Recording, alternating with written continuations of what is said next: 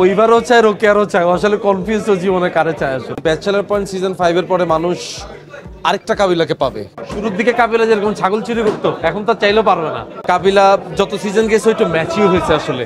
শুরুর দিকে কাবিলা যেরকম ছাগল চুরি করতো, এখন তো চাইলেও পারবে না। সো এখন আস্তে ধীরে একটু করতেছি আর কি। তো ইনশাল্লাহ এবারও কাবিলার মধ্যে অনেক ধরনের চেঞ্জেস আছে। তো সেটা কি আছে সেটা আপনারা দেখতে পাবেন। সবার কাছে অনেক কৃতজ্ঞতা, আল্লাহ পাকের কাছে লাখ লাখ শুকরিয়া যে এখন পর্যন্ত আমরা সুস্থ আছি, সবাই মিলে একসাথে আবার সিজন 5 শুরু করতে পারছি, একটা ফ্রেশ স্টার্ট সবাই মিলে।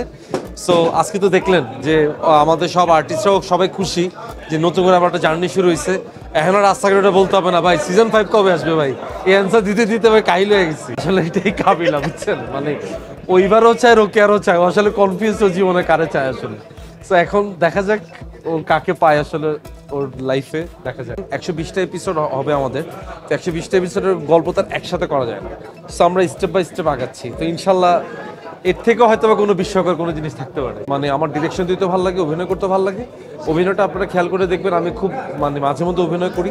আমি বিলিভ করি যে ব্যাচেলার পয়েন্ট সিজন 5 এর পরে মানুষ আরেকটা কাবিলাকে পাবে, কারণ এই কাবিলা আগের থেকে অনেক বেশি ম্যাচিউর এবং এই কাবিলা এখন অনেক বেশি ডিসিশন নিতে সক্ষম।